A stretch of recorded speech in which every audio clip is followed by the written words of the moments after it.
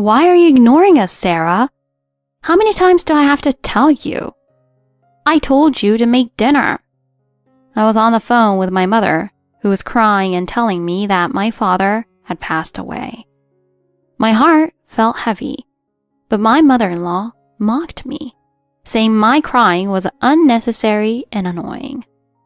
She treated the news of my father's passing as if it was insignificant, demanding I focus on making dinner instead. I was furious, but held back. I went to another room to continue my phone call with my mother. To my shock, my mother-in-law, Emily, poured a glass of ice water on me. My father-in-law, Brian, joined in, laughing loudly at my expense. Why don't you join your father in cremation? Something snapped inside me at that moment. I quietly thought to myself, understood, and made the dinner they demanded. Later that night, while they were asleep, I packed my belongings and returned to my parents' home to attend my father's funeral. However, my in-laws weren't going to let things go so easily. They showed up at my parents' house with my husband to confront me. But my mother and I had already prepared a plan to deal with them. My name is Sarah Wilson. I'm 29 years old. Before diving into what happened, let me tell you a bit about my upbringing. My parents owned and operated a thriving diner, and I practically grew up there. Regular customers adored me, treating me as the little mascot of the place. Those experiences became some of my fondest childhood memories. By the time I was in upper elementary school, I started helping out at the diner, which only deepened my love for the place. Through middle school, high school, and even college, I continued to help out whenever I had time. Those experiences shaped my cheerful and friendly personality, which became my biggest asset. When it came time to apply for jobs, my personality and experience gave me an edge, and I landed my first choice position at a brokerage firm. I worked in the sales department, and I threw myself into my job with all my energy. My efforts paid off, and I received recognition for my outstanding sales performance. That recognition only motivated me to work harder, and my dedication to my job grew stronger. 3 years passed by in the blink of an eye. My professional life was fulfilling, but my personal life remained stagnant. I started wondering if it was time for a change, and that's when I had an unexpected encounter. While on a sales call, I met a man. After exchanging business cards, I noticed his name, Luke Carter. His bright and confident demeanor matched his name perfectly, I thought. We wrapped up our business discussions smoothly and then decided to chat over coffee. Luke had an easygoing charm and a sharp sense of humor. As we talked, I felt an unexpected flutter of excitement, something I hadn't felt in a long time. When it was time to part ways, I hesitated. I didn't want the conversation to end, but I wasn't sure how to extend it. If it's all right with you, could I get your personal contact information? My heart leapt, but I kept my composure and casually gave him my number. I waited nervously, but he texted sooner than I expected, asking me out for dinner. Our first outing was wonderful, and soon enough we began spending more time together. Before long, we started dating. The more I got to know Luke, the more I was drawn to him. After a year and a half of dating, we decided to get married. When it came time to meet his parents, Luke had a request. I have something to ask you. Could we live with my parents after we're married? I know living on our own would be easier, but they're getting older and I want to be there for them. Luke's parents seemed gentle and kind when I met them during our engagement, so I agreed to the arrangement. Besides, Luke and I both wanted children, and I thought having his parents around would be helpful once we started a family. I quit my job and became a full-time homemaker to focus on our new life together. My parents were incredibly supportive and gave us their heartfelt blessings. Thank you for everything. I'm so grateful for you both. We're so happy for you, Sarah. Be the happiest you can be. With their encouragement, I entered married life with optimism. The beginning of our life together was smooth. Luke's parents were kind and welcoming, and I thought I was stepping into a bright and happy future. But as time went on, things began to change. Slowly, my in-laws' attitude towards me shifted. Their polite requests turned into commands, and their words became laced with criticism. You've been a housewife for a while now, but it doesn't seem like you've learned much about housekeeping. Your mom's right, Sarah. You should start listening to us and take your responsibilities more seriously. Their comments became increasingly direct and hurtful, making me feel like a failure.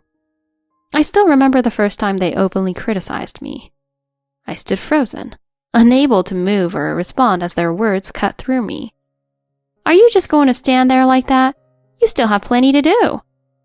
Maybe Sarah needs more hands-on training from you, honey. That marked the beginning of a relentless routine where Luke's mom hovered over me, constantly criticizing everything I did. I couldn't believe how drastically their behavior had changed. It felt like I had been thrust into a nightmare. I thought that if I worked harder and earned their approval, things would improve. I threw myself into household tasks, just as I had once dedicated myself to my job. But no matter how hard I tried, it was never enough. I can't believe how slow you are. How did someone like you even end up married to my son? Her words stung deeply. If your mom says so, then it's probably true. Even Luke's dad joined in, and eventually they began criticizing my own parents. What kind of family raises someone this incompetent? I bit my tongue to stop myself from responding, knowing it would only escalate things. But their behavior grew worse, and my mental state deteriorated under the constant strain. They began monitoring my every move, even questioning me when I left the house for groceries. Where do you think you're going? Just to the store for groceries. Groceries? You can barely handle housework, and now you're trying to sneak out? It felt like I was a prisoner, unable to leave the house without their permission. The stress and fear weighed on me heavily, and I began to feel utterly trapped. I thought about confiding in Luke, but his response left me heartbroken. Are you sure this isn't just in your head? My parents are always kind when I'm around. I detailed every insult and mistreatment, but Luke refused to believe me. With no support from him, I felt completely alone. I didn't want to burden my own parents with the truths as they were so happy about my marriage. Despite the emotional toll, I kept everything to myself. I didn't want to worry my parents, especially after they had been so supportive of my marriage. The weight of my circumstances grew heavier, and one day the breaking point came in the form of a phone call from my mom. Sarah, there's something I need to tell you. I didn't want to burden you, but your father has passed away. Her words hit me like a freight train. My father had been my hero, and the thought of never seeing him again was too much to bear. I started crying uncontrollably while still on the phone. My mother explained that my father had been secretly battling an illness for years, hiding it from me to avoid causing worry. Before I could even process the news, my mother-in-law's sharp voice interrupted my grief. Stop crying like that. It's so pathetic. You're making this house feel gloomy. There's no reason to cry that much. Her words shocked me. She knew my father had passed, yet she acted as though my feelings were a nuisance. My father just died. Can't you show even a little compassion? Compassion? Don't be ridiculous. It's not like his death affects us. Yeah, enough with the crying. How about you cook us dinner instead? I was utterly stunned by their complete lack of empathy. Their selfish demands shattered any lingering illusions I had about them. Still holding the phone, I stepped away to speak with my mom in private, only to feel something ice-cold hit me from behind. Turning around, I saw my mother-in-law holding a beer mug, having just thrown the contents, ice water, at me. Maybe this will snap you out of it. Brian laughed uproariously behind her. Why don't you join your dad in the afterlife, Sarah? Something inside me finally broke. I quietly hung up the phone and whispered to myself, Enough. That night, I packed my bags while my in-laws slept. By the time the clock struck 9:30 p.m., I had left the house and was on my way to the train station. I took the fastest train to my hometown, determined to leave the nightmare behind. On the way, I thought about all the horrible things my in-laws had said and done. Their cruelty and indifference solidified my decision never to return. When I arrived at my parents' home, my mother greeted me with tears and open arms. "Oh, Sarah, you've been through so much. I'm so glad you're home." I told her everything about my father's illness, the abuse I endured from my in-laws, and my overwhelming despair. My mom listened patiently and hugged me tightly. The next morning, I received several missed calls from my husband, my in-laws, and even some of their neighbors.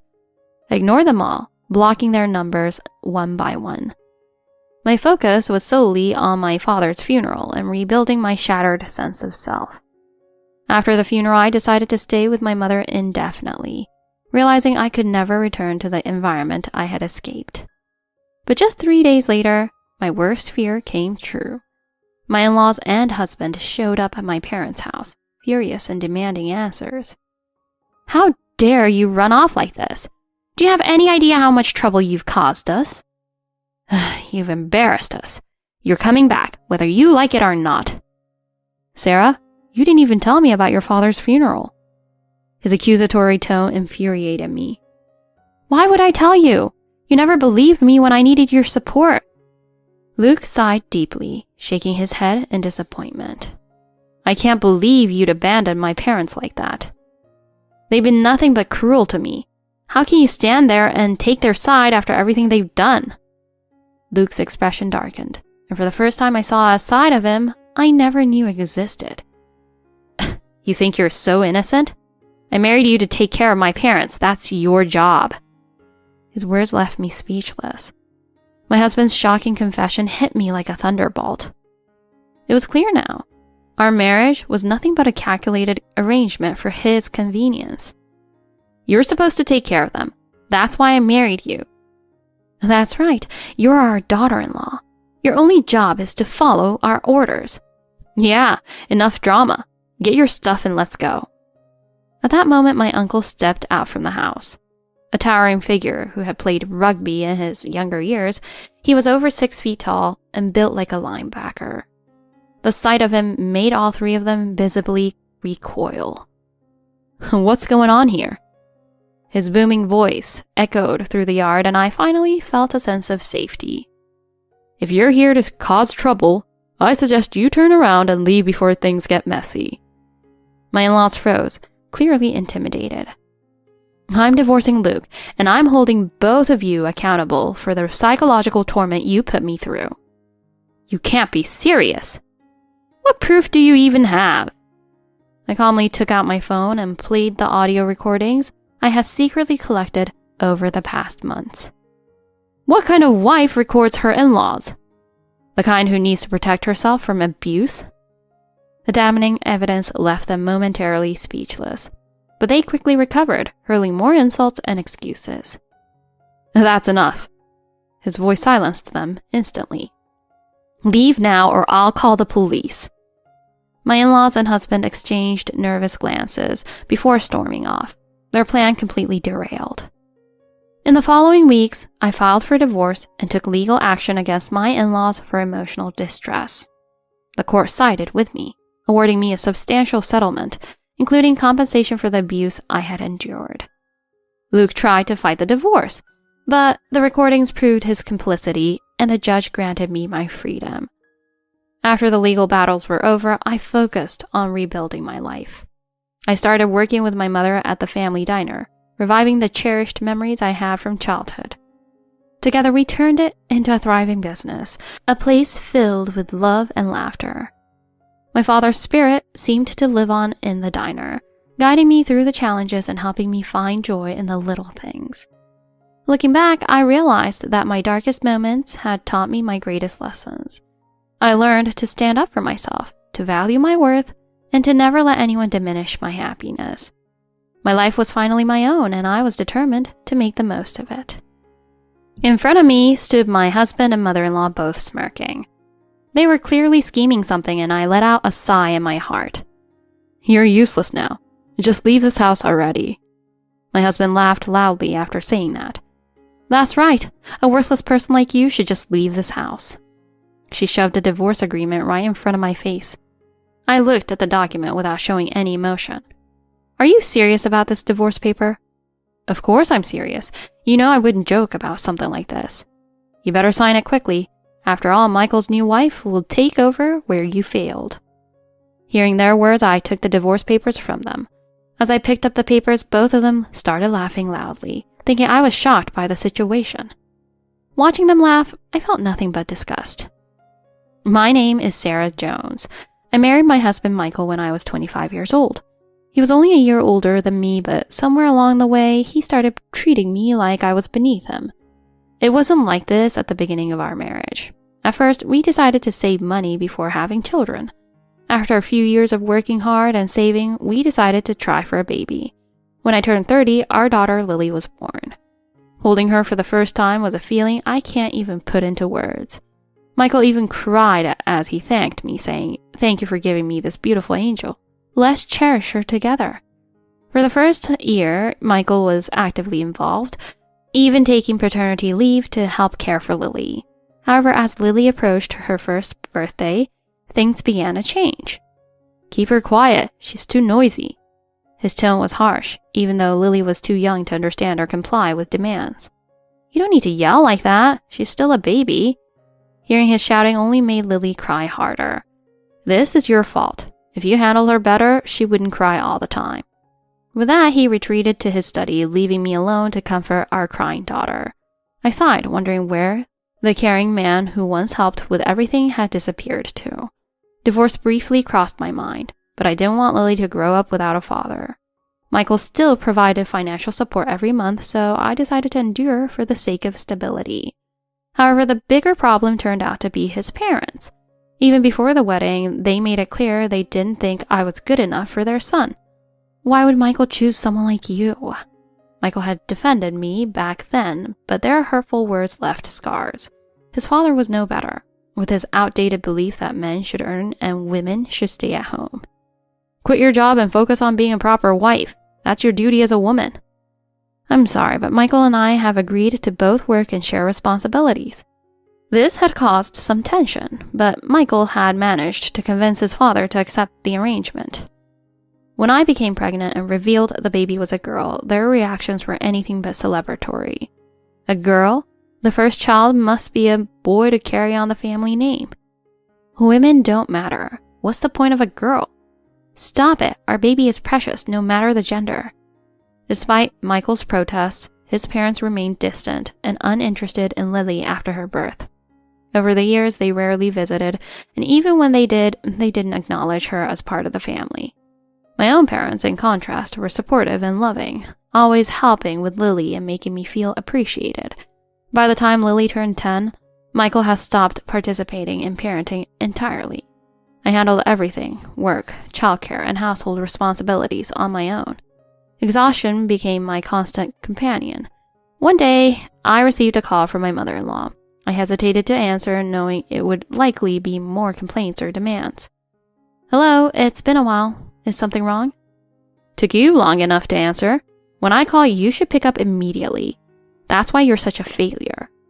"I'm sorry, I was busy with housework and couldn't get to the phone right away." "Whatever. Anyway, can you come back to a hospital right now? I'm off work today, so I can come. Is something the matter? I'll explain when you get here. Just hurry up, I'm waiting." She hung up abruptly, leaving me no choice but to get ready and head out. The drive to a hospital took 40 minutes, a drive filled with uneasy thoughts. Upon arriving, I checked my phone for her message with a room number, 2055. As I entered the room, my mother-in-law greeted me with her usual scowl. "You're late. What took you so long?" "I'm sorry, but it's a 40-minute drive. I came as quickly as I could." Useless as always. Sighing loudly, she walked into the room where Michael and his father were waiting. "Sarah, what are you doing here?" "Your mom called me saying it was important." "Sit down. We have something to discuss." I sat down next to Michael, feeling the tension in the room. "Let's get straight to the point. Starting today, you're moving in with us." What? The shock on Michael's face matched mine. You've never mentioned anything about living together before. Why now? Isn't it obvious? Your father-in-law fell down the stairs yesterday. He's bedridden now. Bedridden? Don't worry, he can still manage daily life with some assistance. So the reason for us moving in is to take care of him? Exactly. You catch on quickly, Michael. I was stunned. My father-in-law, who always said men worked and women handled the home, was now my responsibility. Living with my mother-in-law, who constantly belittled me, seemed unbearable. We both, Michael, and work. How am I supposed to handle a full-time job, housework, childcare, and now caregiving? How could you say that? Don't you feel sorry for my father? Exactly. You're heartless. Of course I feel sorry for him, but this isn't realistic. We'll figure it out. Everyone can pitch in and make it work. You say that now, but you've shown me you can't be relied on. You rarely helped with Lily's upbringing. Oh, shut up. You don't get to talk to me like that. The decision has been made. I was livid, but my protests fell on deaf ears. When I returned home, I broke the news to Lily. Sweetheart, we'll be moving in with your grandparents. I don't want to. They're always mean to you and me. I know, but your father made the decision. Lily reluctantly agreed, but I could see the disappointment in her eyes. I felt terrible, but had no choice. We packed our belongings and moved into my in-laws' house, starting a new chapter of misery. Nathan required constant care, and I had to quit my job. Heather, though a housewife, refused to do any housework or caregiving, leaving everything to me. Nathan constantly complained about the food I prepared and intentionally created messes to punish me. Michael and Heather offered no help, while Lily occasionally assisted when she could. Without Lily, I don't know how I would have survived those 7 grueling years. After 7 years of this exhausting routine, I returned from grocery shopping one day to find Michael and his mother smirking in the living room. Their expressions were unmistakable. They were up to something. Took you long enough to get back. You're so slow. No wonder I'm done with you. What are you talking about? You're useless now. Get out of this house. Exactly. A worthless woman like you doesn't belong here. Leave immediately. Michael's mother slammed a completed divorce agreement on the table in front of me. This divorce paper is already signed. Are you serious about this? Of course. You know I don't joke about things like this. Just sign it and leave. We'll have a new wife handle things after you're gone. They both laughed heartily, misinterpreting my lack of response as shock. But I wasn't shocked. I had been expecting this. A few weeks ago, my daughter Lily had alerted me to Michael's affair. Mom, I know this sounds strange, but I think you should divorce Dad. What? Why would you say that? Yesterday I saw Dad with another woman. They were walking arm in arm in the hotel district. Her words confirmed my suspicions. Michael had been coming home late and working weekends. I thanked Lily and decided to investigate further. Using my savings, I hired a private investigator who quickly gathered concrete evidence of the affair. I stored the evidence in my bag to keep it safe from discovery. I also began secretly moving my belongings and Lily's into my parents' home. Today was the culmination of my preparations. I looked at the divorce papers and nodded silently. Then I excused myself, saying I needed a moment alone to process everything. I went to Lily's room where she was waiting. Lily, it's time. Gather what's left of your things. We're leaving now. That was quick. I've already moved most of my stuff, so I'm ready. We shared a smile, then I went to pack the rest of my belongings. Soon, with our bags in hand, we headed to the living room. As you wished, we're leaving. I placed the evidence of Michael's infidelity on the table for both him and his mother to see. What's this? Proof of your affair. Michael grabbed the papers and tore them up in a fit of rage. There, no more evidence. I smiled calmly. That's just a copy. The originals are with my lawyer. Michael's face turned pale and he began shouting accusations at me. You've been scheming behind my back. You're despicable. No, Michael. The despicable one is the father who lets his daughter witness his affair.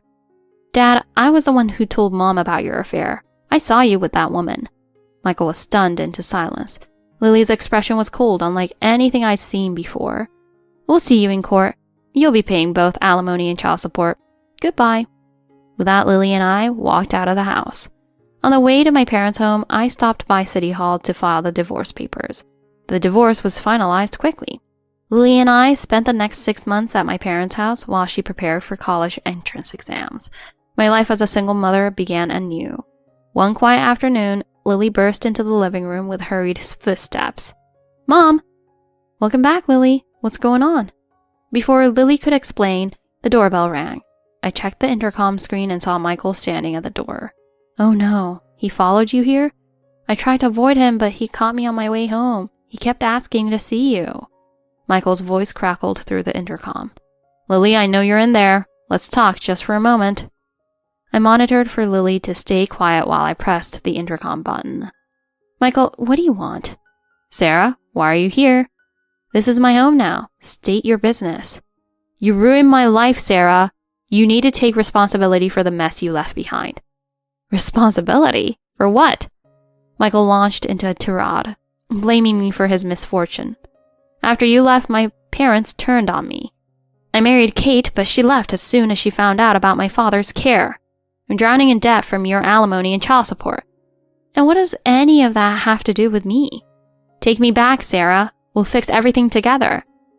I couldn't help but laugh at his audacity. "Fix everything? You mean go back to being your maid and caregiver?" "No, thank you."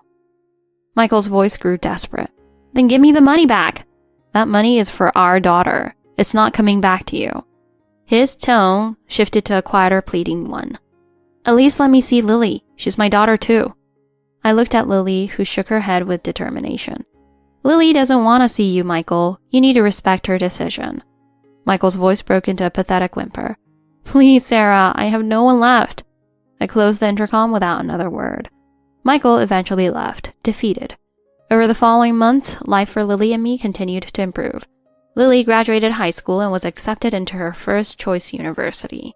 She was thrilled to move into her own apartment for college, and I supported her every step of the way. On the day she moved out, we shared a heartfelt goodbye. "Mom, thank you for everything. I'll visit often, so don't be lonely." "I'm so proud of you, Lily. Go out there and live your best life." Watching her drive off filled me with a mix of sadness and pride. I returned to my quiet home, ready to focus on my work and my own happiness. Michael's life, meanwhile, took a harsher turn. His parents' health deteriorated further, and he became their sole caregiver. With mounting debts and no one to rely on, he was stuck in a cycle of misery. The man who once believed he could control everything was now at the mercy of his own choices. As for me, I found peace in my independence and joy in watching Lily thrive. Our new life was far from what I had envisioned, but it was one I wouldn't trade for anything. In-laws crash our honeymoon and stay 3 weeks. Mill says, "Shall we just move in?" Me, "Great idea, I'll move out." In-laws, "What?" I had dedicated my entire life to my work and had no opportunity for romance. Then, a younger handsome man approached me and we decided to get married.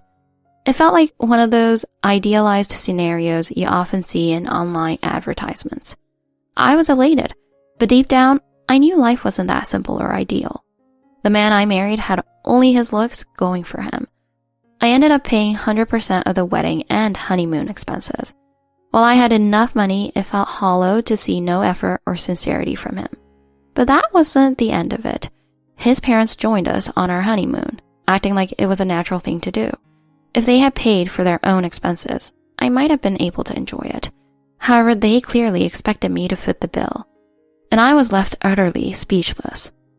I had never encountered such audacity in my life. Soon after, his parents began frequenting our new home without prior notice.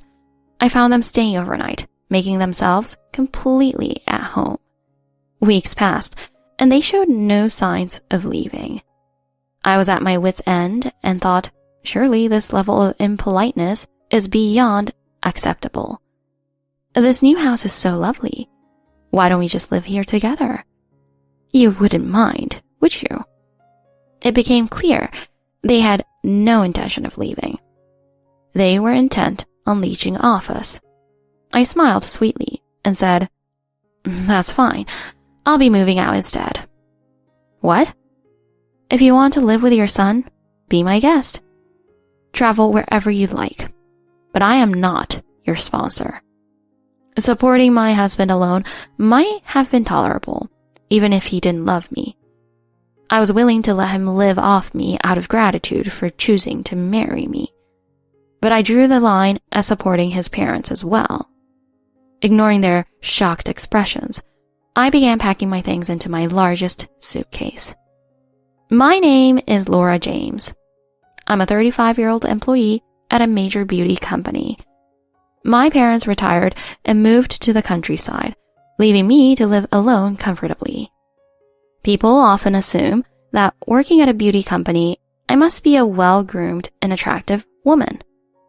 Some even think I must be the envy of other women or popular with men.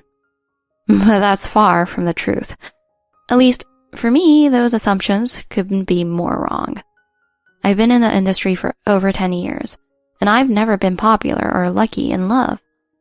My looks aren't particularly bad, nor are they extraordinary. I'm just an ordinary esthetician with no dating history. My relationship history aligns perfectly with my career history. Non-existent. Working in a female-dominated environment, I had very few opportunities to meet men. Early on, I was invited to mixers and group dates, but once I turned 30, those invitations stopped abruptly. Even when I did attend, I was nothing more than a background character to my younger, prettier colleagues. It wasn't devastating, but it did make me realize how others saw me, an older woman past her prime. I channeled my energy into work instead, finding solace and pride in my career. Hearing from clients that their bridal skincare treatments made them feel beautiful or helped them heal after a breakup gave me a sense of fulfillment. Women's resilience and power always amazed me, and I felt honored to play a role in their journeys. Over the years, I learned to take care of myself both physically and emotionally. Working in a beauty-focused industry meant I couldn't afford to neglect my appearance. Time spent taking care of my skin or health became an essential part of maintaining balance in my life. I realized that even if you aren't naturally beautiful, treating yourself with care and respect allows others to value you as well. Yet despite my efforts, love never seemed to find me. My irregular work hours made it difficult to make plans or meet new people. Consecutive days off were rare, and I didn't have the energy to go out drinking after work. Younger colleagues often dated, got married, and left the company. I once overheard someone say, "I'd hate to end up like Laura, stuck at work forever and turning into a spinster." It hurt to hear, but I couldn't argue. I was indeed single and past the age where people expected me to find a partner. I stayed silent, not wanting to give anyone the satisfaction of knowing how their words stung. From then on, my desire for romance dwindled. Determined to live a stable life on my own, I threw myself into work. I saved diligently, and even volunteered to work extra shifts when younger colleagues requested time off for dates. My dedication earned me promotions and salary increases, and my savings steadily grew. When people asked why I worked so hard, I'd say it was for my future, specifically my old age. Dwelling on that thought too much was depressing, so I trained myself not to think too deeply about it. Then one day, a bubbly new hire named Miley joined our team. Miley, in her early 20s, was bright and full of energy. She started inviting me out for drinks after shifts, and despite the age gap, I found her company refreshing. I always paid for our outings, but I didn't mind. It felt nice to have someone genuinely interested in spending time with me. "Laura, what are your hobbies?" "I don't really have any. Work is all I do." "Oh, that's so cool. But hobbies can be a great way to recharge. Are you feeling recharged?" Hearing positive feedback from clients lift my spirits, but the workplace can be draining. Our female-dominated workplace was rife with gossip, bullying, and exclusion. As assistant manager, I often found myself mediating disputes and handling complaints. It was exhausting, but as long as I could pay the bills, I could tolerate it. Was it fulfilling? No, work wasn't my hobby. You should find something you truly enjoy, Laura. You look so tired lately. Miley's kindness stood out in our toxic workplace. She was my only ally. When others teased me about being unpopular, Miley was the first to defend me. I cherished the time I spent with her, knowing it might not last forever. Through Miley, I even joined a group outing and met a younger man named Henry. I'm Henry. Would you like to have dinner with me? I was shocked. No man had ever asked me out directly, not even out of politeness.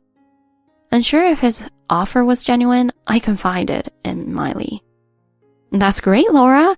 Just go for it and tell me how it goes. Encouraged by Miley, I went on my first date in over a decade.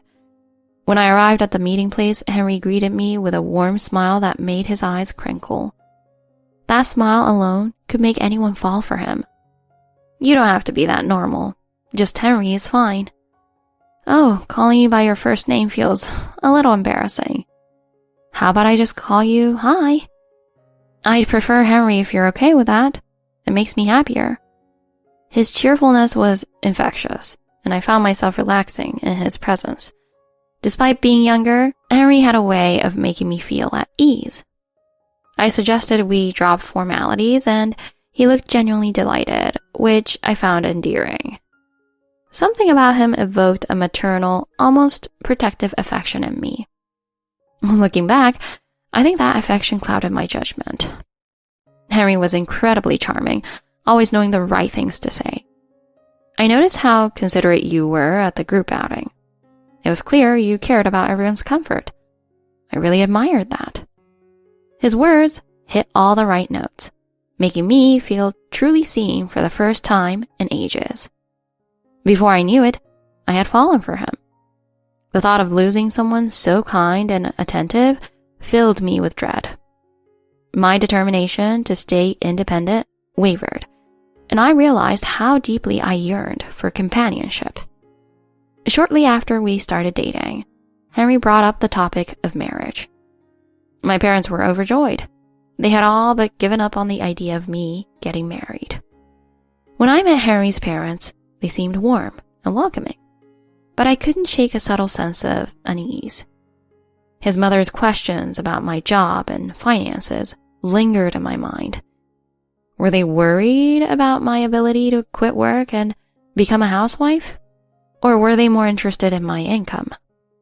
Either way, I brushed off my doubts, blinded by my love for Henry. I was determined to make this relationship work. After all, marriage was a lifelong commitment, and Henry had chosen me. But cracks began to show before our honeymoon was even over.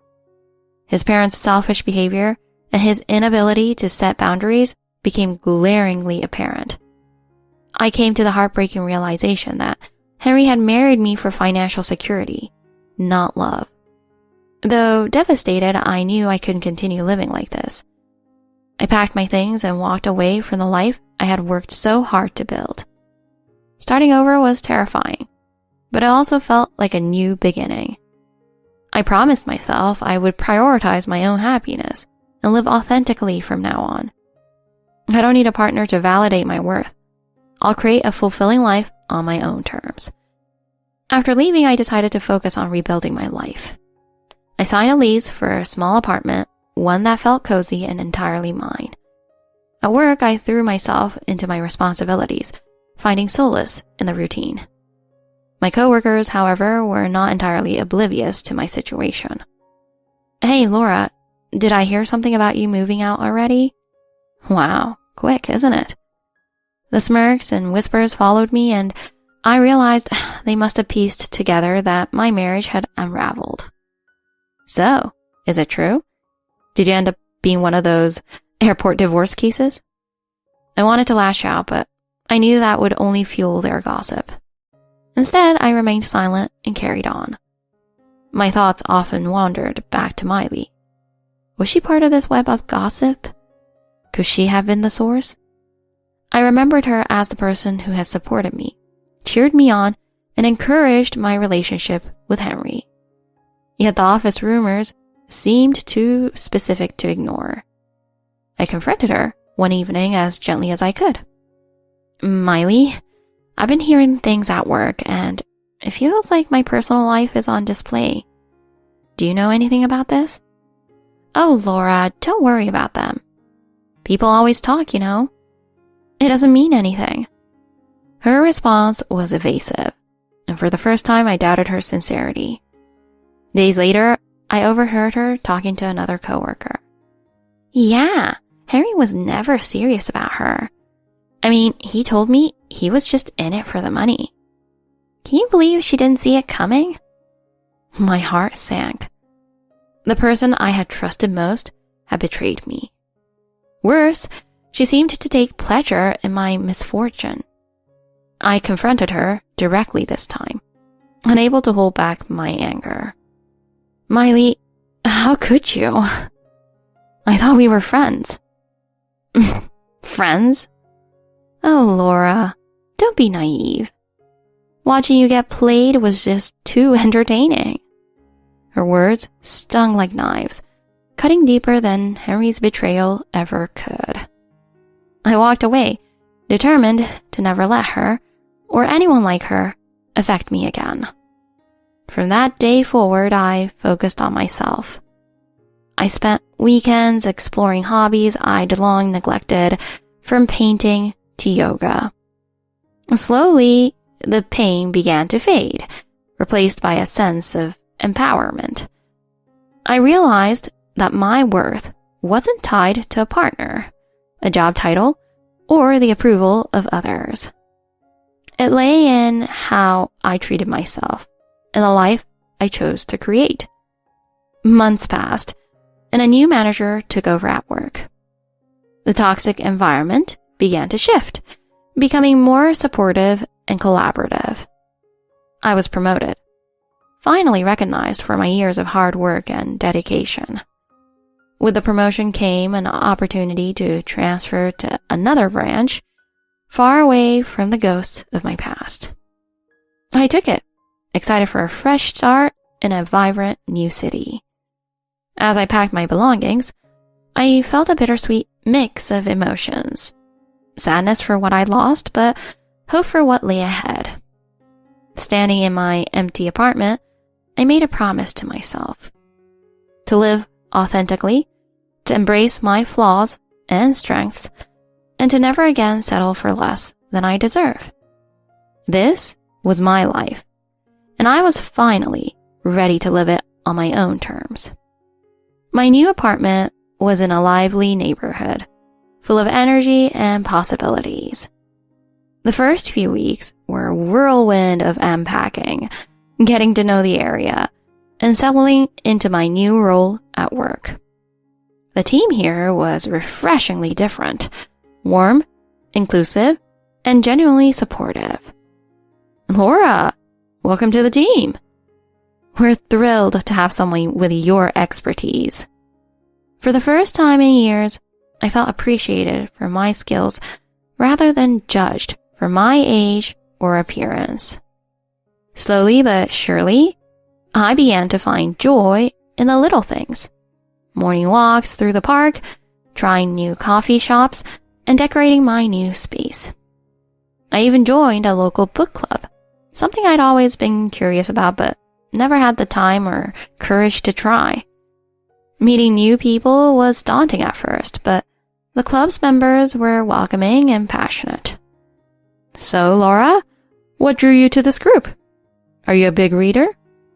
I've always loved books, but this is my first time being part of a club. I thought it might be a good way to connect with others. The club quickly became a highlight of my week, a space where I could share thoughts, laugh, and simply be myself. As time went on, I also took a closer look at my finances. I'd always been careful with money, and despite the setbacks with Henry and his parents, I was still in a good place financially. I decided to invest in a course on personal development, something to help me grow and rediscover my passions. The course covered everything from mindfulness and self-compassion, to setting boundaries and embracing change. It wasn't always easy, but each step brought me closer to understanding who I was and what I wanted out of life. One day, while walking home from a workshop, I passed by a cozy little cafe with a help wanted sign in the window. On a whim, I decided to apply, not because I needed the money, but because I wanted to experience something new. "You're hired, Laura. We could use someone with your cheerful energy.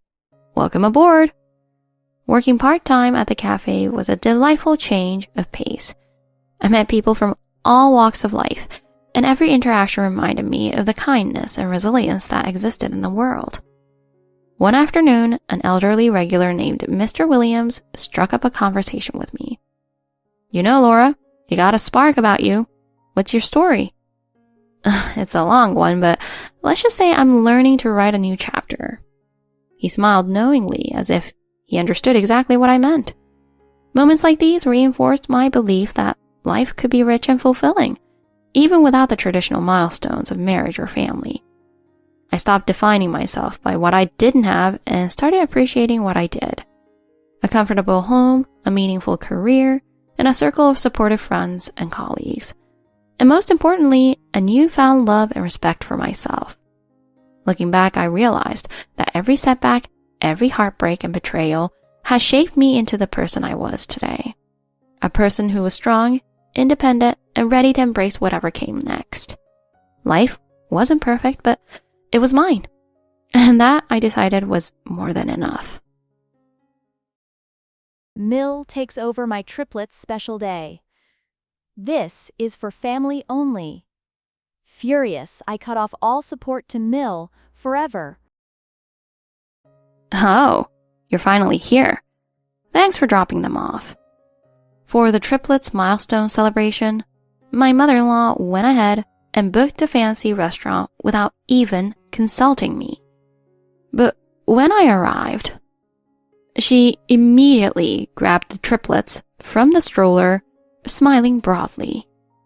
"Come here, sweethearts. Today, Grandma and Daddy are going to celebrate with you."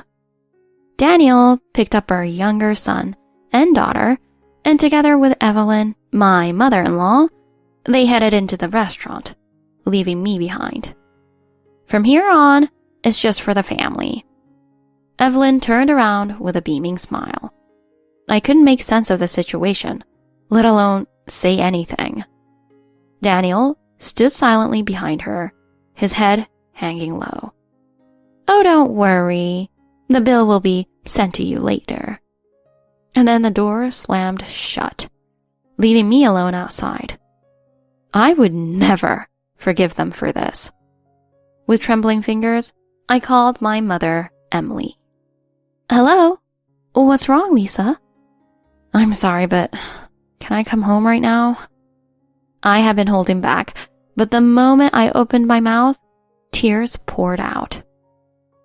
"Did something happen? Are you okay?" Hearing her warm voice, I decided to tell her everything. "Actually," after listening to my story, my mom firmly said, "Come back right now. Your father and I will be waiting for you."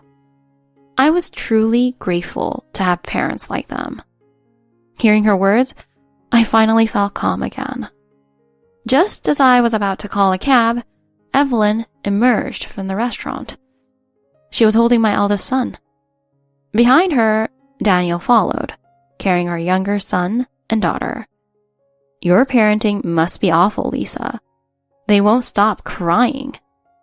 "Oh, and the celebration's over, so you can go home now." With that, they shoved the triplets back at me. And then they went back into the restaurant as if nothing had happened. Even though this gathering was arranged to celebrate the triplets, apparently Evelyn and Daniel were simply looking to enjoy a quiet meal together. "You're such a useless wife. As long as I have Daniel by my side, he's all I really need. So you can go on ahead home." Evelyn's gaze was icy, and Daniel seemed completely under her control. I didn't want to be there any longer, for obvious reasons. So, I took the triplets and got into a taxi. The triplets stopped crying as soon as they were in my arms. I vowed never to let Evelyn or Daniel near my children again. When we arrived at my parents' house, my mom hugged the triplets and welcomed us inside. "Lisa, are you okay?" "Yeah, I'm okay. Sorry for the trouble." "It's okay. Don't worry about it." My mom spoke to me gently and encouraged me. My family now consisted of just my parents and my babies. On my way to my parents' place, I decided that I had to divorce Daniel as soon as possible. I was finally at home where I actually felt welcomed, and promised myself that I wouldn't go back to the house that I once shared with Daniel. I had endured so much, but what happened today was the final straw. I also decided to stop providing financial support to Evelyn. Daniel and I had been financially supporting Evelyn, who lived alone. But to be precise, all that support came from my income. As a freelance worker, most people might assume my income was unstable. In fact, Evelyn seemed to believe I wasn't earning much at all. But in reality, I was making twice as much as Daniel. With over a decade of experience as an editor, I had built a steady roster of clients.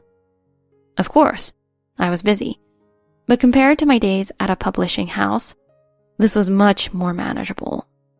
It was a workload I could handle while managing household chores. Daniel, on the other hand, earned relatively little for a systems engineer. He was supportive with parenting and a good father in that sense, but his salary had been steadily declining. It was only because of my earnings that we were able to send money to Evelyn. But Evelyn believed the financial support was coming from Daniel. "Daniel is such a good son. He sends me $1,000 every month." But as for Lisa, Evelyn never made an effort to understand my career or the hard work I put in. Every time we handed her money, she had complaints. But she accepted the money as if it were her right and never expressed any gratitude. I wanted to tell her the truth, that the money was coming from me, but I knew she wouldn't believe it. So I kept quiet all this time. Meanwhile, Daniel acted as though the money was solely coming from his income. I just wanted to make life easier for Mom. He probably has some pride as a son that he wanted to uphold. I couldn't live with Daniel any longer.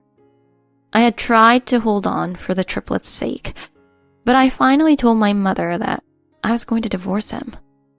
I don't want to give them another penny. "Lisa, you've endured so much. Just leave him as soon as you can. You can stay here with us." "Thank you." The next day, I started preparing for the divorce with my mom's support. That's when Daniel started calling me. I assumed he was worried about me not returning and wanted to talk. I didn't feel like answering, so I ignored his calls. But Daniel didn't give up. Soon, there were dozens of missed calls on my phone. Even so, I couldn't bring myself to answer. Is it Daniel?" "Yeah, but I just can't deal with him right now." "Don't force yourself. If you ignore him long enough, he'll give up." "You're right. Thanks." I decided to forget about Daniel and focus entirely on taking care of the triplets. The next day, the doorbell at my parents' house rang. I was feeding the triplets, so my mom went to answer the door. But as soon as she checked the monitor, her expression froze. Lisa, what's wrong?" "It looks like Daniel is here." What? I looked at the monitor in surprise and saw Daniel, looking completely exhausted. He had dark circles under his eyes, and his usually neat beard was unkempt. Lisa, please hear me out. I didn't even want to hear his voice, so I immediately told him to leave. I don't want to see you anymore. Stop coming to my parents' house. Please, don't say that. I'm begging you. Daniel lowered his head as he pleaded. No matter how coldly I dismissed him, he refused to leave. I used to love him, but now I could hardly stand seeing his face. Still, I thought this might be the only opportunity to give him a piece of my mind. Although I was reluctant, I opened the door and faced Daniel. Why are you here now? As I said this, Daniel desperately struggled to find the words. Lisa, I'm so sorry. Please, come back. He was trembling as he begged me. It was clear he hadn't expected me to leave with the triplets and go straight to my parents' house. I don't know what to do now that you're gone. I was wrong. I kept siding with my mom and hurt you. Daniel's eyes welled up with tears as he apologized. But his words didn't reach me. I told you over and over again, didn't I? Why do you always take your mother's side? You knew I was already planning the triplets celebration, didn't you? As I pressed him, Daniel shrank back. I didn't think that it would be such a big deal. I thought you'd just go along with whatever my mom wanted, even if you didn't like it. Of course not. Do you even realize how much you hurt me? I'm truly sorry. I'll never hurt you again. Please, come back. As Daniel pleaded desperately, the sound of the triplets crying came from inside the house. My mom was trying to comfort them, but they still felt unsettled without me. Hearing their cries, Daniel's face grew even more pained. But even seeing that, my feelings didn't change. I remained calm and detached. It's too late for gratitude now. You weren't there for me when I needed you most. I don't even need your apologies anymore. When I said this, Daniel froze, unable to respond. Sweat was forming on his forehead, and his lips trembled. But even seeing that, my resolve didn't waver. I'm not sending your mom any more money. I thought I was doing the right thing. But if this is the result, I should never have done it at all. Please, don't say that. Daniel's face stiffened at my words. With his income alone, he wouldn't be able to support his mother. Your mom still thinks she's getting the money from you, doesn't she? She's relying on your income, so you'll just have to figure it out from now on. Daniel's face twisted in despair as I said that. Why don't you just tell her the truth? That all the money you've been sending came from me. What? No, I can't. Overwhelmed by guilt and shame, Daniel turned red and struggled to respond. You might have your pride, but the truth will come out eventually. Hearing this, Daniel slumped his shoulders and avoided my gaze. I pulled out the divorce papers I had prepared and handed them to him. Daniel's eyes widened in shock. Lisa, what is this? Sign this right now. I can't live with you anymore. Don't say that. The kids are still so young. You might have helped with parenting, but you couldn't even stand up for your own wife. I can't trust you with the kids. Please, sign the papers. As I said this, Daniel turned pale and signed the divorce papers with trembling hands. After that, he trudged away in defeat. His back looked smaller than ever. The next day, the divorce was finalized. With my freedom regained, I turned my focus to raising the triplets and starting a new life. However, the day after the divorce, someone pounded loudly on my parents' front door. The noise startled the triplets, and they all started crying at once. My mom went to answer the door, but came back looking pale. Lisa, it's Daniel's mom. What? Shocked, I headed to the door, only to hear Evelyn shouting furiously. Lisa, how could you abandon Daniel? Taking my son and grandchildren away is unforgivable. Evelyn was trembling with rage, hurling accusations at me without mercy. This all happened because you failed in your duties as a wife. Wait a minute. Do you even know how much I've endured while living with Daniel? As a matter of fact, I was the one supporting both you and Daniel. Evelyn was silent for a moment, but then raised her voice to argue. Oh, don't act like you supported us when you were living off Daniel's income. That's not true. I was the one earning most of the money. Even the money sent to you every month came from my paycheck. Evelyn's eyes widened, and she opened and closed her mouth, stunned. That can't be. I thought it was all from Daniel. No, it was all from me. But that ends now. You'll have to rely on Daniel from now on. I'm not getting involved anymore. Evelyn sank to her knees, looking utterly defeated. I didn't know. I'm sorry. Her apology came far too late and felt hollow. Your apology means nothing. We're strangers now. With that, I firmly told Evelyn to leave. If you don't leave, I'll have no choice but to call the police. Evelyn quickly got up and staggered out of the house.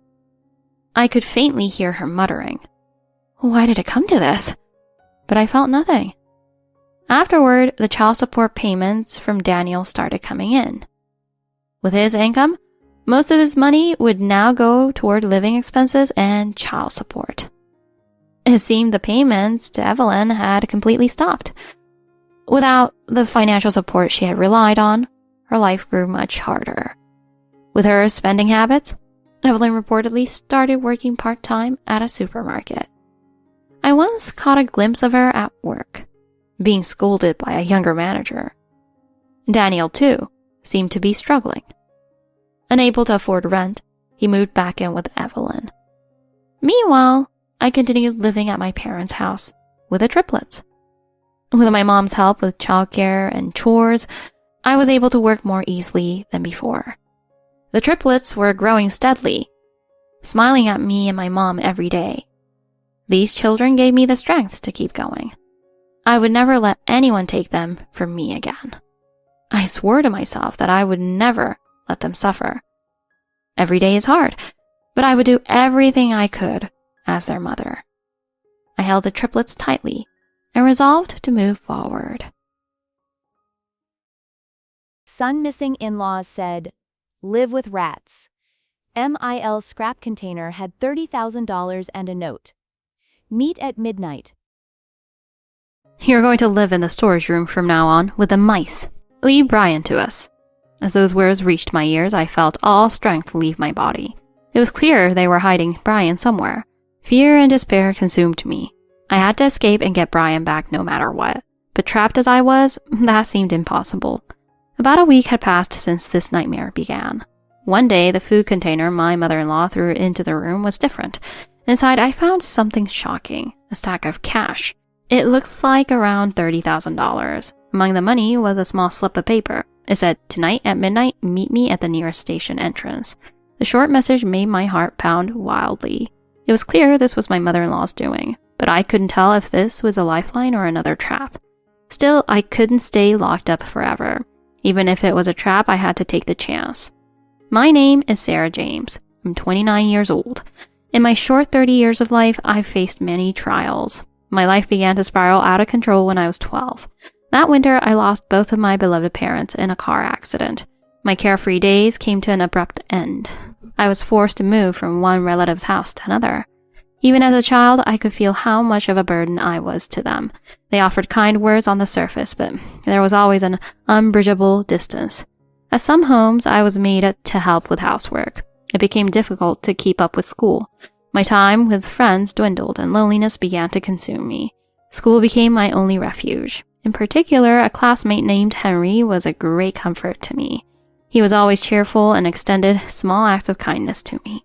His warmth reminded me of what I had lost at home. I secretly found solace in his presence. However, when we entered high school, our paths diverged. Henry enrolled in the best high school in the area, known for its academic rigor. Meanwhile, I continued to live with my relatives, working part-time jobs to cover my expenses.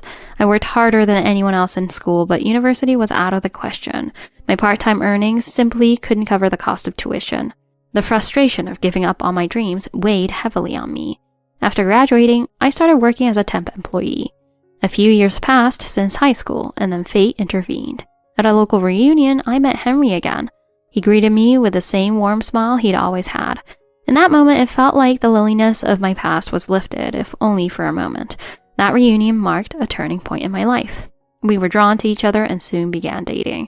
At 25, we got married. I became a housewife, dedicating myself to supporting our home and family. Marrying Henry brought me happiness I had never known before. For the first time, I felt truly content. But little did I know this decision would bring new upheavals into my life. Shortly after our marriage, we moved in with Henry's parents. He had always intended to inherit the family home, so it wasn't a surprise. However, living with his parents was far more suffocating than I had anticipated. The source of the tension was my father-in-law, Mike. "Sarah, this is why I have trouble with today's young women. If you can't fulfill your role in the household, then you're no good." His criticisms came daily, relentless and cutting. Mike worked as an executive at a major corporation and never hesitated to flaunt his status.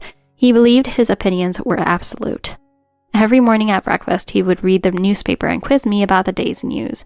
But it was never about enjoying conversation. It was just an excuse to find fault with my answers and belittle me. Being a housewife must be easy, right? At the very least, you should be able to manage the household perfectly for the sake of your husband. His words were always harsh and demeaning. At first, I tried to respond with a smile, but over time, I found myself unable to say anything at all. My mother-in-law, Terry, had been a housewife for decades. She was completely submissive to Mike's beliefs. "Sarah, your role is to protect the household. That's your duty."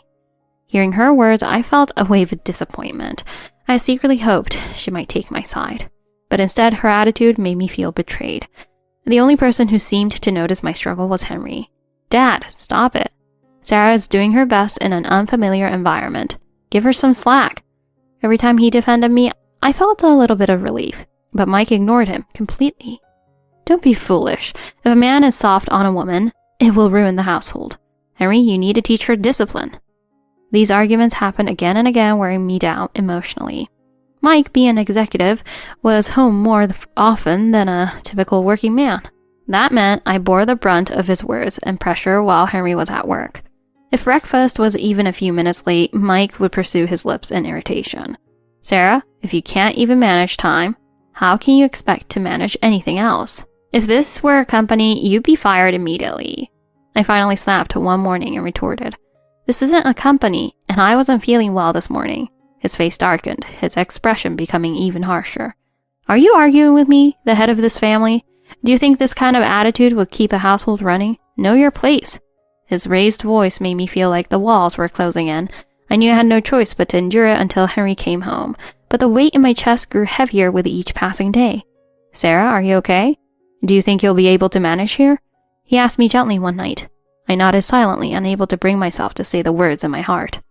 Our cohabitation had just begun, and the thought of what lay ahead filled me with anxiety. A year after our marriage, our son Brian was born. His birth brought indescribable joy, a light in the darkness. But Brian's arrival also made Mike's behavior even harder to endure. To him, Brian was nothing more than the next heir of the James family. His expectations loomed over every aspect of my parenting. Sarah, you're coddling Brian too much. Boys need to be raised strictly. How many times must I tell you? His commanding voice made me shrink back every time he called my name.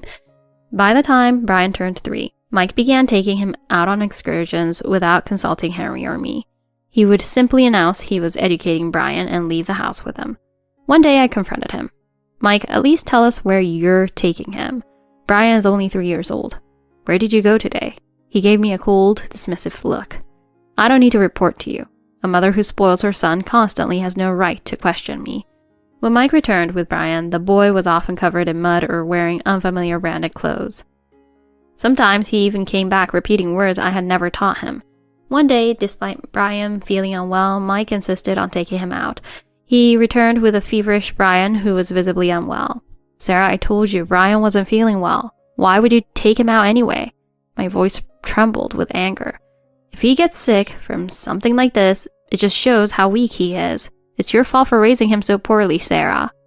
I was speechless.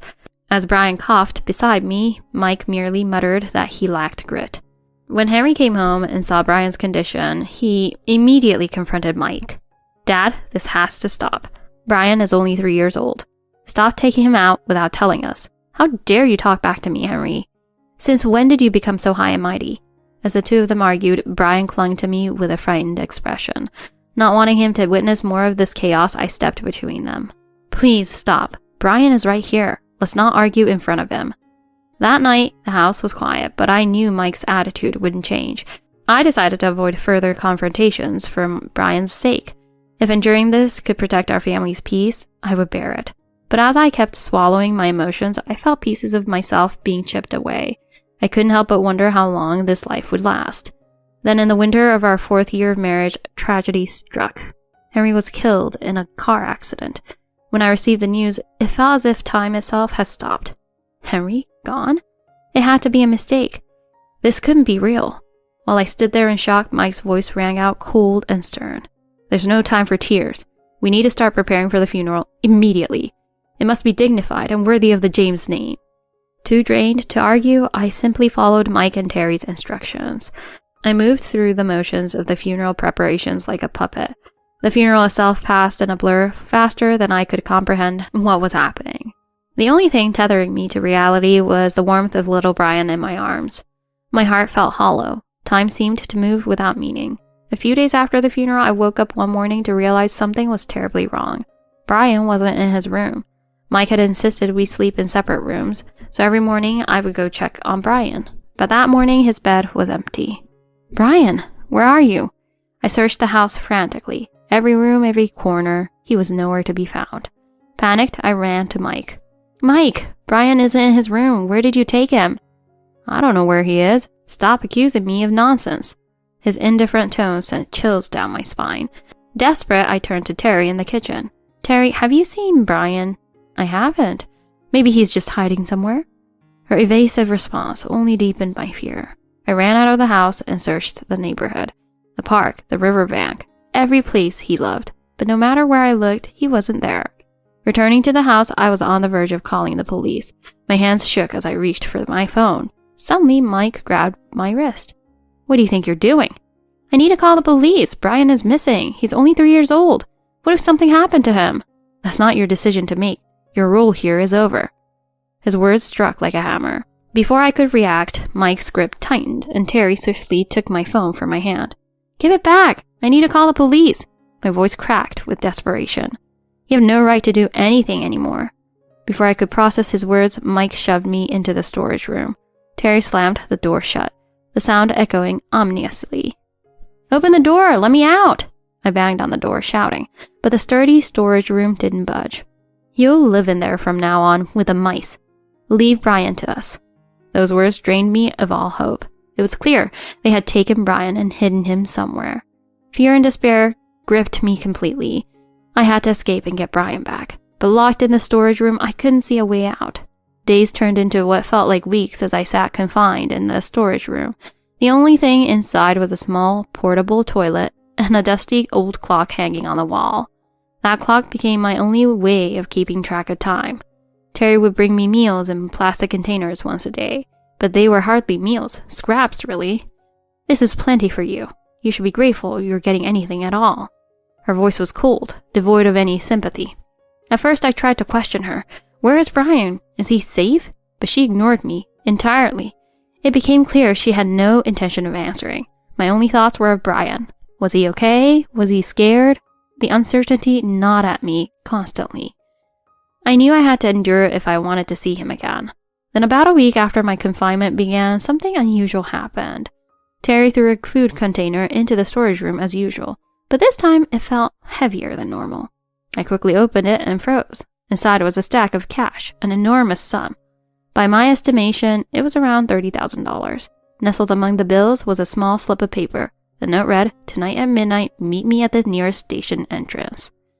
My heart pounded as I read the words. It was obviously from Terry, but I couldn't tell if this was a lifeline or a trap. Either way, I knew I couldn't stay locked up forever. Even if it was a trap, I had to take the chance. That night, as the clock struck midnight, I cautiously pushed open the storage room door. To my surprise, it wasn't locked. The house was silent. Holding the container tightly, I stepped outside. The cool night air stung my face. Is it really safe to leave? Doubts swirled in my mind, but I couldn't stop now. I ran as fast as I could through the empty streets. When I reached the station, Terry was waiting near the entrance. She was dressed more plainly than usual and her face was expressionless, but I noticed a hint of nervousness in her eyes. "You're here." She handed me a ticket and pulled me through the turnstile. I was too stunned to resist as she pushed me onto the train. In my hands, she pressed a paper bag. "Go to the address written in the snow. Wait there until I come for you." I looked at her, bewildered. "Terry, what's going on? Where's Brian?" She raised her hand, cutting me off. "If you want to protect Brian, do exactly as I say." Her quiet, firm tone silenced me. The train doors closed and the car began to move. Through the window, I saw her figure growing smaller and smaller on the platform. Left alone in the train, I opened the paper bag. Inside were a simple set of clothes and a slip of paper with an address on it. There was no further explanation. "Please, Brian, be safe."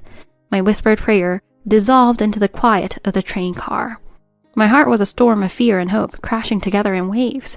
I stared at my reflection in the window, tears streaming down my face. I didn't understand Terry's motives or what would happen next, but for the first time in weeks, I felt like something was changing. The rhythmic motion of train began to calm my nerves, though only slightly. I kept my eyes on the passing darkness outside the window. The address on the slip of paper led me to a small rundown apartment complex on the outskirts of the city. The building looked old, but it was surprisingly well maintained. I clutched the paper bag tightly as I approached the unit Terry had specified. Using the key inside the bag, I unlocked the door and stepped inside. The apartment was simple and sparsely furnished, but meticulously clean.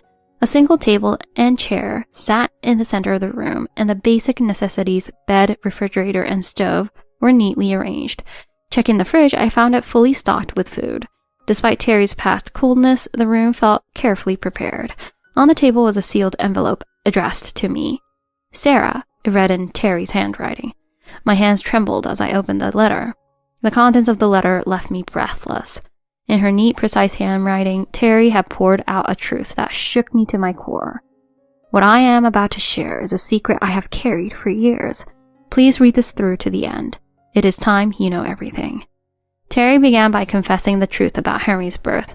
Mike, it turned out, had kept a mistress for many years. Her name was Amy Hunter, and she had once worked as a receptionist at Mike's company. When Terry was unable to conceive, Mike decided to have a child with his mistress. Henry was born from that relationship. Mike and I took him in as our own to protect the family's reputation. Terry admitted that Henry had never known the truth. He grew up believing we were his biological parents, and I have often wondered if that was the right choice. She described years of suffering, forced to raise the child of her husband's affair while enduring Mike's control. My family depended on Mike's financial support. If I left him, my parents and siblings would have been destitute. I had no choice but to endure his betrayals and humiliation. Terry's pain seeped through every word. She went on to reveal that Brian was currently with Amy. Amy always wanted to raise Brian as her own, seeing him as the next heir to the James name. Mike allowed it, indulging her whims despite knowing it was wrong. Terry admitted that Amy had been a frequent presence. She had visited often, under the pretense of bonding with Brian. I have always regretted not standing up to Mike. I regret allowing this family's legacy to destroy so many lives. But I want to make things right. Terry ended the letter with a plea for me to trust her. The money I gave you is all I have. Use it as you see fit. But please stay hidden until I can come to you. When I finished reading, I set the letter down and stared at the ceiling, overwhelmed. The secrets of the James family, the lies Henry had never known, and Terry's long-buried pain pressed heavily on my chest. I couldn't process it all at once, but one thing was clear. I had to protect Brian. I folded the letter carefully and wiped away my tears. I needed to plan my next steps carefully if I wanted to rescue my son. The next morning, I woke to the sound of the apartment buzzer. My heart raced as I approached the door. When I opened it, Terry was standing there. She looked exhausted, her face pale and drawn. Sarah, I'm so sorry. I truly don't know how to apologize for everything I've done. She knelt on the ground, bowing deeply, tears streaming down her face. For the first time, the icy, stoic Terry I had always known was gone. Mike's control over me, it's no excuse. I failed to protect you. But I promise you, no matter what it takes, we will get Brian back. I stared at her, uncertain of what to say. Before reading her letter, I would never have forgiven her. But now, knowing her truth, I could see the deep pain she carried. I knelt beside her and placed my hand on her shoulder. It's okay, Terry. I don't hate you. Let's focus on rescuing Brian together. She looked up at me, her face a mix of relief and determination. Terry explained that Mike still believed I was locked in the storage room. She had continued to pretend I was there, bringing food to the locked door to keep up the ruse. He doesn't suspect anything yet, but we need to act quickly before he realizes. Together, we devised a plan to locate Brian. Terry suggested planting a GPS tracker in Brian's favorite backpack. She would pass it to Mike, ensuring it would eventually reach Amy. If the backpack ends up at her place, we'll know where she's keeping him. I nodded, gripping my phone tightly, ready to monitor the GPS signal. Hours later, the signal moved. The location led to a high-rise luxury apartment building. Terry and I arrived and waited outside, observing the entrance. Finally, as evening fell, we saw them, Mike, Amy, and Brian, leaving the building. Brian! I called out before I could stop myself. Hearing my voice, Brian turned and broke into a wide smile. Mommy! He ran toward me, his tiny arms outstretched. I scooped him up, holding him tightly as tears streamed down my face. It's okay, Brian. Mommy's here now. I won't let you go again. The tender moment was interrupted by Mike's furious voice. How dare you show your face here? His face was red with rage as he stormed toward me. Brian belongs with us. He's the heir to the James family. You have no right to take him. Holding Brian close, I met their anger with unwavering resolve. Brian is my son. I won't let either of you take him again. I will hold you accountable for everything you've done, kidnapping Brian and imprisoning me. Accountable? Don't make me laugh. Do you know who I am? No one can touch me. I pulled a small recording device from my pocket and held it up. It had been recording their every word. At that moment, several police officers emerged from behind us. Mike James, Amy Hunter, please come with us. Mike froze, his confidence draining from his face. The officers moved in, and despite their protests, both were handcuffed and led away. Holding Brian tightly, I watched as the police cars drove off, the sirens fading into the distance. Brian clung to me, his little body trembling with tears. I'm so sorry, Brian, I whispered, but you're safe now. I missed you, Mommy. His small voice broke my heart, and I held him even closer, vowing never to let him go again. As I comforted Brian, I felt Terry step closer to us. Her face, for the first time in years, showed a softness I'd never seen before. Sarah, I'm so sorry for everything. And I have one more thing I need to do. Her tone was resolute, and I felt a chill run down my spine. What do you mean? I need to turn myself in. My eyes widened in disbelief. Terry, you don't have to do that. You helped us. You saved Brian and me. There's no reason for you to face punishment. That's not true, Sarah. I played a part in your suffering. I locked you in that storage room. Even if it was to protect Brian, I can't ignore my own actions. I tried to reason with her, but her resolve was unshakable. This is my way of atoning for everything I've done. Her voice was calm, but her words carried the weight of years of guilt and pain. With tears in my eyes, I watched as Terry walked toward the police officers who were still nearby. She calmly explained everything, from Mike's crimes to her role in locking me up. Her cooperation was instrumental in solidifying the case against Mike and Amy. Terry's honesty and regret earned her leniency in court. She received probation and community service instead of jail time. Mike and Amy, on the other hand, faced harsh sentences. The evidence Terry provided revealed years of embezzlement and corruption in Mike's business dealings. The scandal rocked his company, and Mike was stripped of his position and assets. Amy was found complicit in the crimes and faced her own punishment. Both of them were left to face the consequences of their greed and cruelty. Meanwhile, I focused on rebuilding a life for Brian and me. I invited Terry to live with us after she was released from her probationary obligations. At first, she hesitated. "Sarah, I don't want to impose on you and Brian. I've already caused enough harm." But I held her hand and looked her in the eye. "Terry, none of that matters anymore. Brian needs his grandmother, and I think we both need you too." Brian chimed in with a shy but determined voice. "I want Grandma to stay with us." His words seemed to lift the last bit of doubt from Terry's heart. She smiled softly and nodded. Our new life as a family of 3 began. Though the apartment was small, it was filled with warmth and love. Terry became an integral part of our lives, helping with Brian and managing the household while I worked. Brian grew closer to her, calling her grandma without hesitation and often seeking her comfort. Watching their bond grow was a source of healing for all of us. A few months later, we all visited Henry's grave together. Standing under a clear blue sky, we placed flowers on the gravestone. I knelt down and spoke quietly in my heart. "Henry, Brian is growing strong. Your mother is with us too. Rest easy, knowing we're safe and together." Beside me, Brian placed a small bouquet on the grave. "Thank you, Daddy." His small voice carried a weight of gratitude far beyond his years. Terry stood silently, her eyes closed as if offering a silent prayer. Despite the lingering pain of losing Henry, I felt a renewed sense of purpose. I would protect Brian, nurture his happiness, and honor Henry's memory. On the way back, Brian held both our hands and looked up at us with a bright smile. "Let's visit Daddy again soon, Mommy, Grandma." His words brought smiles to both Terry and me.